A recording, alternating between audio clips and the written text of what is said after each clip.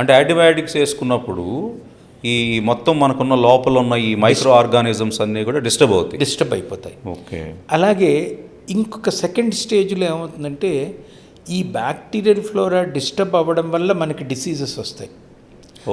అది చాలా కాంప్లెక్స్. అంటే మీరు అనేది ఏంటి, యాంటీబయాటిక్స్ వేసుకున్నప్పుడు ఒక వ్యాధి తగ్గొచ్చు, కానీ ఇంకో 2-3 వ్యాధులు రావడానికి ఛాన్స్ ఉంది, వస్తాయి. ఇది ఇన్బ్యాలెన్స్ అయినప్పుడు వెరీ వెల్ నోన్. అయితే ఇవన్నీ ట్రాన్సియంట్, చాలా ట్రాన్సియంట్ ఇవన్నీ, కానీ జరుగుతున్న మాట నిజం. ఇది ఒకటి. నేను నెక్స్ట్ కాంప్లెక్స్కి వెళ్తాను. ఇది చాలా ఇంపార్టెంట్ కాంప్లెక్స్. ఇది అర్థం చేసుకోవటం చాలామందికి కష్టం కూడా. మాకు కూడా ఈ subject very complex for us. ఏమిటంటే ఈ మైక్రోబయోమ్ లో అదే బ్యాక్టీరియా, వైరస్ అండ్ ఈ బ్యాక్టీరియా కలిసి ఏం చేస్తుందంటే బాడీని కాన్స్టెంట్గా స్టిమ్యులేట్ చేసి they produce antigens in to the system. అవి ఇది ఎట్లా ఉంటుందంటే ఎక్కడో హెడ్ ఆఫీస్ నుంచి వాళ్ళు ఏజెంట్లను పంపిస్తూ ఉంటారు. ఈ ఏజెంట్లు లోపలికి వెళ్ళి ఎప్పుడైతే డ్యామేజ్ చేయొచ్చా అని చూస్తూ ఉంటారు.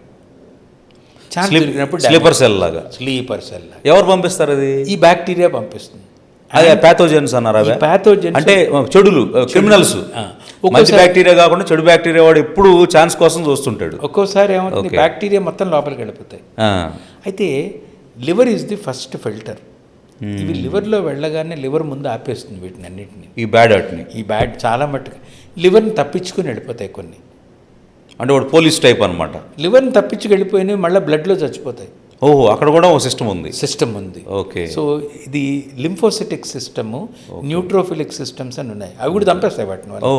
అందుకనే మనం ఎక్కడ ఏం చేసినా కూడా మనకి జబ్బు రాదు అనేది ఒక వెరీ ఇంట్రెస్టింగ్ థింగ్.